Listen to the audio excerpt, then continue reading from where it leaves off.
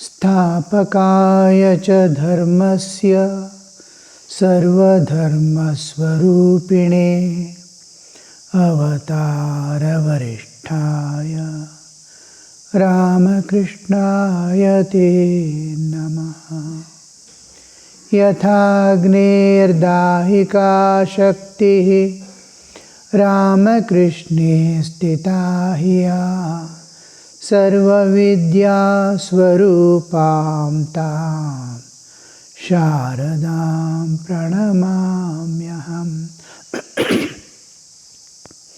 Namah Shri Yatirajaya Vivekananda Suraye Satchit Sukhaswarupaya Swamine Tapaharini.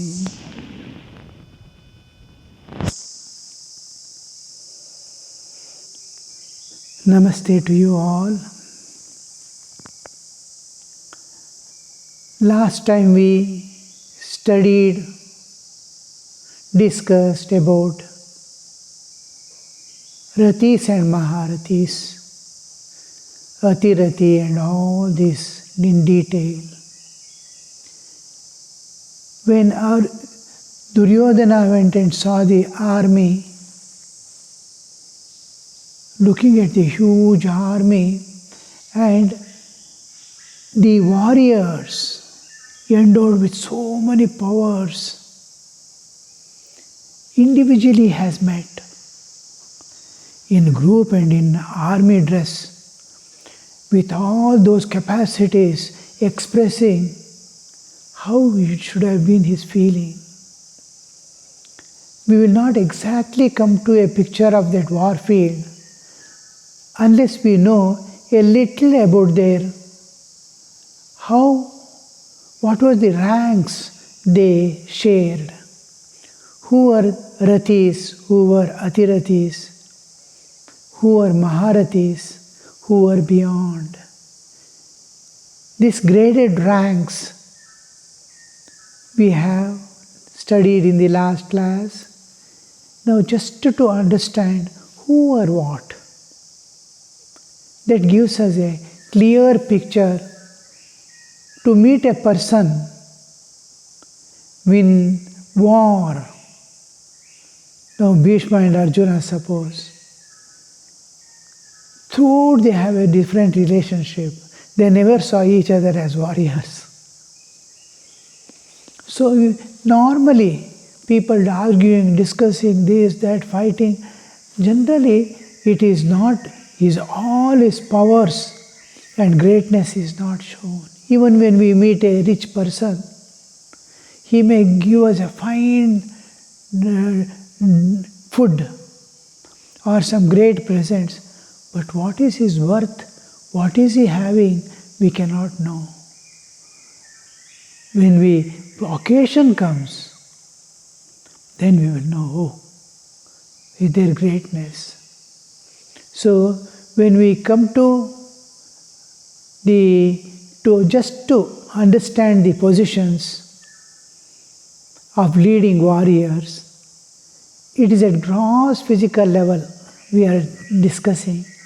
Actually, when we see the real worth and capability lies in the grace of God they are carrying, the experience in the war field, Guru's blessings, wishes of holy men and elders, their own virtuous heart that seeks the welfare of all. These are more how the nature backs these people. Finally it comes to when we distill it and find Satyameva Jayate. Last, the truth alone triumphs. To that extent, but just to, and even in the physical level, to understand the gradation, how a warrior, each one looked at other in the war field. To look in normal course is different. to look in the war field, it is different. So, what was the ranks? How each one feels about the other, how he respects, how he honors, apart from the personal relationships and normal seeing each other. So we see among the Rathis is the almost, we have seen in the last class, just after the infantry, cavalry and all in that field, a Rathi who can fight with 5,000 infantry at a time, simultaneously, and defeat them. He is Rathi. Now Bhima, Nakula, Sahadeva, Yudhishthira of the Pandavas, except Arjuna, all the four. And then Shikhandi, that is our Drupada's son. Then the 99 Kauravas, except one out of 100, all the 99 Kauravas were Rathis. Only Yutsu joins the Pandava side. He was Atirathi. And all others are Rathis. The lowest rank we can say, then Uttara, Shakuni, Jayadrita, all these are Rathis in the war. Innumerable, a few great ones we are trying to understand. Then Atirathi, the next stage. Atirathi belonged Kripacharya, Kritivarma, Yuyutsu, Drishtadyumna, Satyaki, Shishupala, Bhurishrava, all the sons of Draupadi. They were all Atirathis.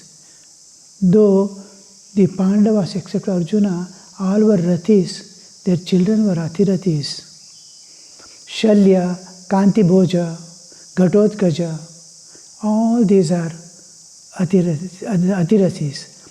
Bhima and Duryodhana, though they are Rathis, they were each was equal to 8 Rathis in opposing. They can 12 Rathis is equal to 1 Atirathi.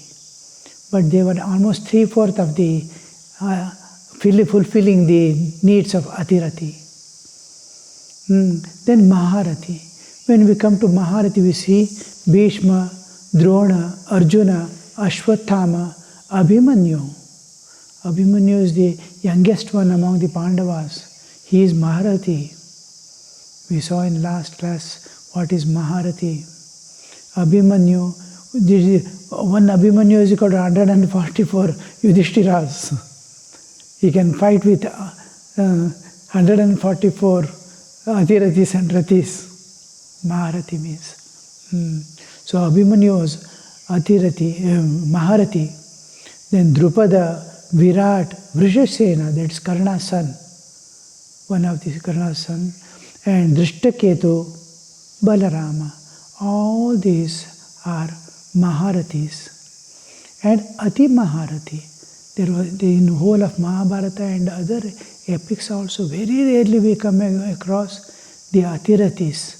Nobody has displayed the Atirathi who can fight with 12 Maharathis at a time. Nobody was there except, but Vyasa is of the opinion that Krishna was one who displayed himself to be Ati Maharathi. Otherwise, nobody has displayed Ati Maharathi, above one stage above the Maharathi. In the next grade, higher grade, nobody has displayed. This is because the Krishna had the Sudarshana Chakra, which is deadlier than Brahmastra, Pashupatastra, and all divine weapons. This is what we call Divyastras. All Divyastras together cannot equal the one, even Pashupatastra. They cannot be equated to Sudarshana Chakra. because of he displays only one place, Shishupala, to destroy Shishupala. There we see him displaying a little of this Atirati. Maharati, of course, we attribute it to only last we saw, to Shiva as Rudra and Divine Mother as Kali. This we saw. This is the whole picture of the where. And Atirati and Maharati are so many. Ati Maharati, this Krishna and Parashurama. Except these two, we don't see anybody. In Ramayana we see Indrajit, who is Ravana's son, is considered as Ati Maharati. This is the whole picture of when Arjuna sees and says, Atra Shura Mahashvasa, Bhima Arjuna Samayuti, Yodhano Viratascha, Drupadascha Maharata. What was his feeling? He is only Rathi and Maharathis and great people are standing in front of him. Duryodhana. When Duryodhana sees this war field, what would be happening to his heart when he sees all this? That ego suddenly hides behind and a kind of humility appears. But that formerly that mother which was there, a kind of revengeful attitude and all that, starts shivering within. But he has to face. Now where from does he get the energy? Where from he get the strength to face these people? Only wherever everything fails, we go to Guru. So he goes to his Guru and tells about it. A kind of surrender, but behind is I have to defeat them all is there. Anyway, now we just look at the whole Mahabharata war and all, just the glory of the kings in those days. We do not know exactly when it has happened, how many millions of years behind or what, how many civilizations have passed. We cannot understand all these Purana, because even the Vimana, aeroplanes and all, spacecrafts and all, we see just 100 years behind, or 150 years, that's all. But in that concept itself was not there in Western understanding. Few winged beings like birds, angels were seen.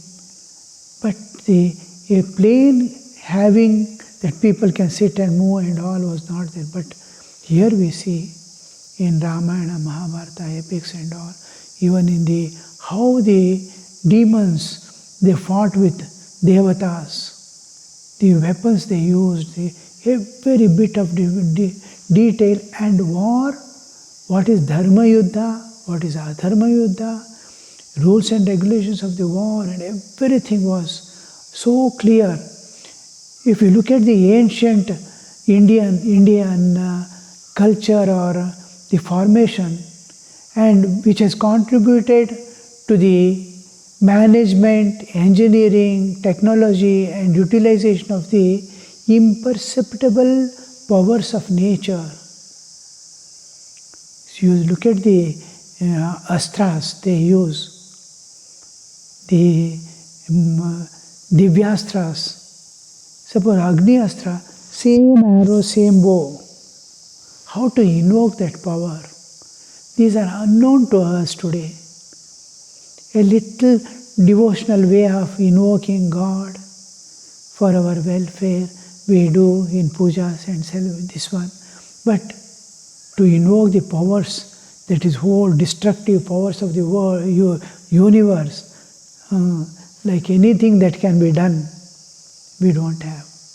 And if you got it from Rishi Munis like Bharatwaja and Agastya, all these people, Parashurama, these people gave a few to the others. It is so much of tapas and sacrifice is necessary to reach that state. Anyway, when we come to the military setup, just I am giving for information, it's not a part of our subject. Yet, what is Akshohini? We see 18 Akshohini was there. How did they design, or how the formation of the army used to be there? The fundamental army unit is called Patti. And it contains one chariot, of course, warrior will be there, one elephant, on it a warrior will be there who is equal to 12 horsemen. The horseman will be there with one horse, one elephant, one chariot and 5 infantry. This group is called one unit, the minimum unit of the army in those days, and is called Patti. And such 3 groups, 3 Pattis make one Senamukha. 3 groups together is called Senamukha. And 3 such Senamukha becomes one Gulma. 3 Gulmas together becomes one Gana. 3 Ganas together become one Vahini. And 3 Vahinis together become Pritana. And 3 Pritana becomes one Chamu. And 3 Chamus become one Ankini. And 3 Ankinis become one Akshohini. Just imagine how the size of the army or the warriors were designed. Multiples of 3. Patti, Senamukha, Gulma, Gana, Vahini, Chamu, Ankini, Akshohini. This Akshohini is huge. Mahabharata war is measured in terms of the Akshohini. How many warriors, how many elephants, how many horsemen were there. And everything is designed in such a way they don't allow any army to enter from anywhere inside their formation. And at the same time, they can attack the whole group as it is moves forward. This formation, now the one Akshohini in our Mahabharata war, we see 7 Akshohini Pandavas had, and 11 Akshohinis were there in Kaurava side. Totally 18 Akshohinis. In the beginning we have discussed how many Akshohinis will be there, but I have not given these details of how many warriors and all will be there. So one Akshohini contains 21,870 chariots, same amount of elephants, 65,610 horsemen, horse warriors, horses with warriors, and 1,09,350 infantry soldiers who walk on the foot and fight. So one Akshohini means 21,870 chariots, 21,870 elephant rider warriors, Ashwarohi, Gajarohi, and then 65,610 horse people, 1,09,350 infantry. Total 2,18,700 warriors make one Akshohini.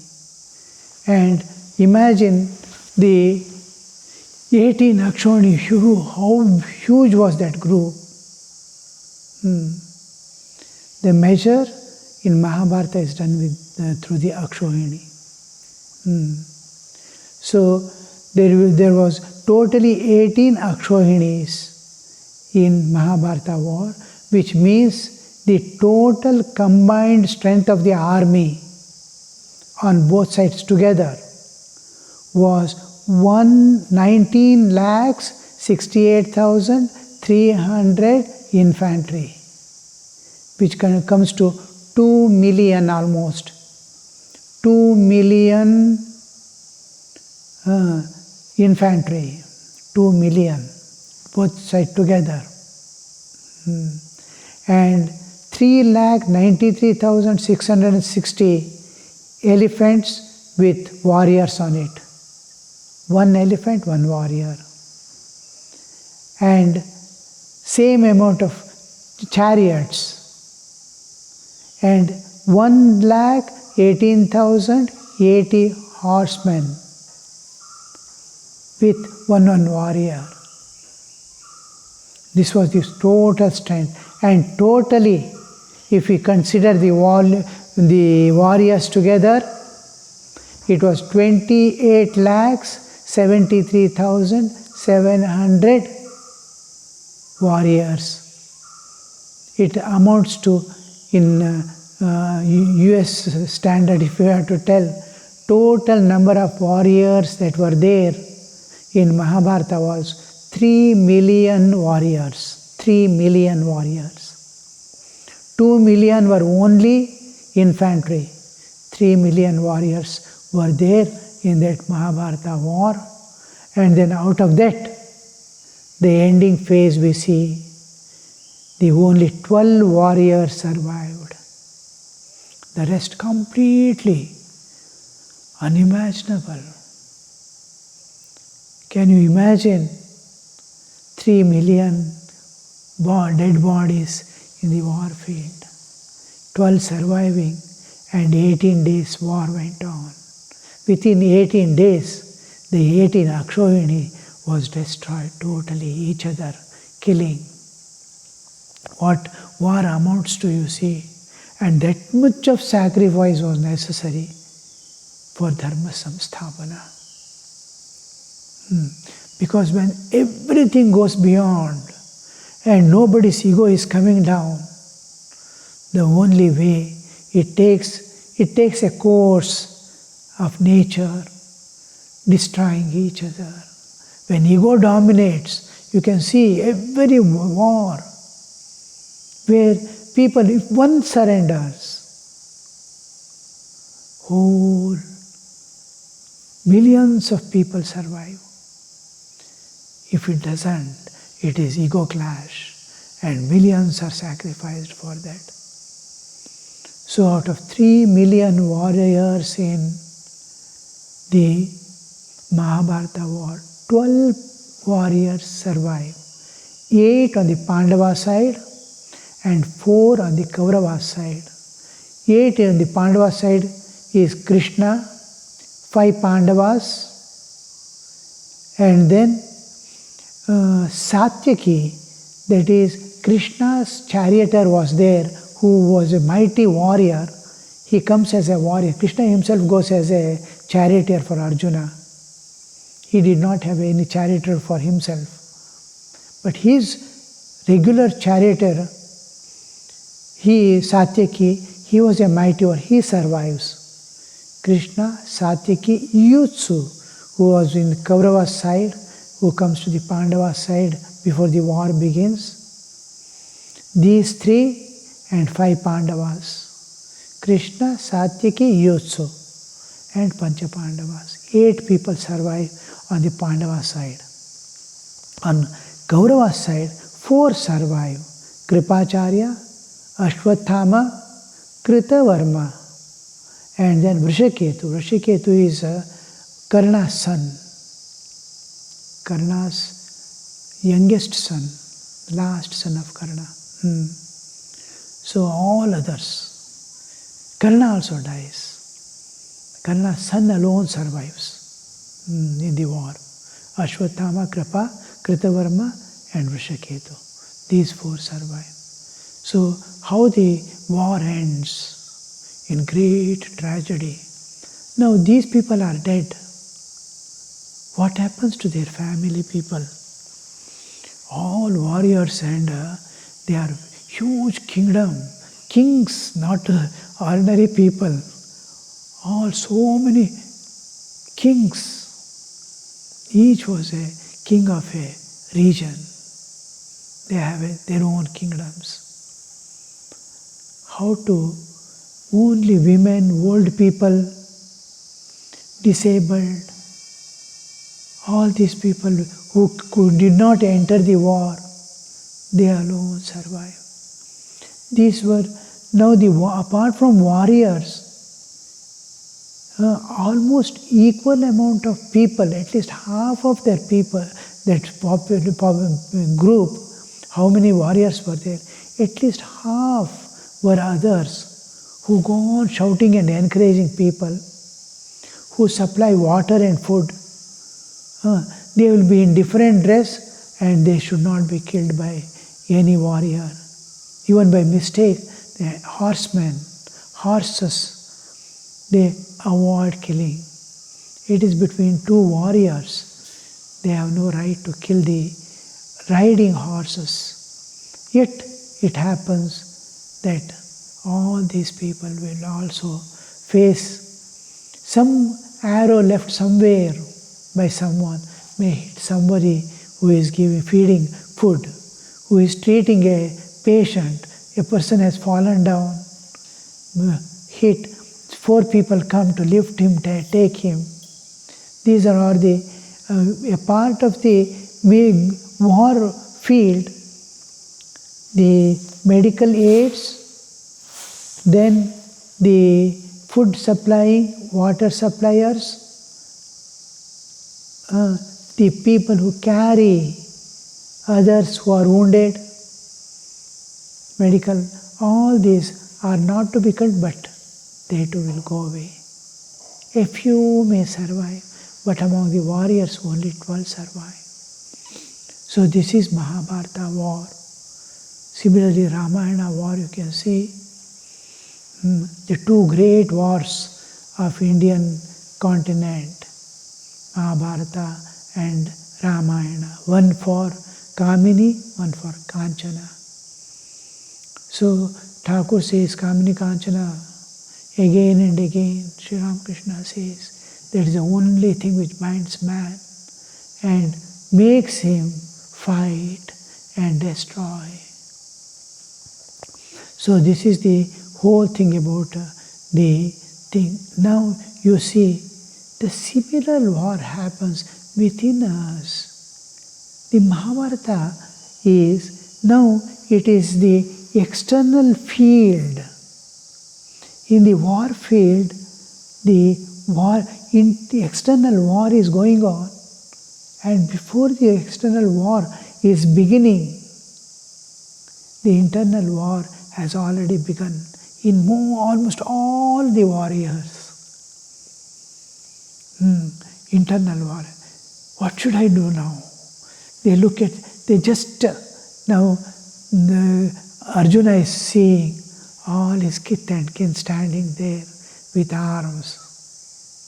Oh, all my children, all these people are going to die away. What is going to happen? They will be buried. Oh, will this be the phase of our existence? All are gone. What to do with the kingdom or wealth? Already war has begun. Duryodhana is terribly afraid because he is not afraid actually of the warriors, but the guilt within. You walk on the path of dharma, you will not fear with anything in this world. But if you have walked on the path of adharma, the inner guilt itself is going to kill you from within. He has lost all his faith in himself and faith in the divine protection just because he has erred at every step in his life. So, as is our life, as is our efforts to evolve, so will be our fruit. When on the path of evolution, when we are walking, and when we are walking on the path of evolution, two things: you are totally safe in the hands of nature and God, and so many people are going to be benefited by you. You have that love, kindness, because you are evolving. You feel more and more oneness with all others. Last ending, I am everywhere in all the bodies. It's I who is there. Now, Bhagavad Gita, we are studying, is going to kill our inner war and bring harmony in the external world with us. Slowly, as we go with the Krishna's words, this is first chapter of still Mahabharata warfield is continuing now for us. The next second chapter begins with the self-knowledge. This is most essential part of our life, how to manage the inner war and be at peace, be unaffected by the external war that is going on. How to realize God and how to live in this world to realize God. Bhagavad Gita, whole essence of Bhagavad Gita is this. So I'll be typing out and sending these things to you just to go through once more so that you will have a clear understanding of everything.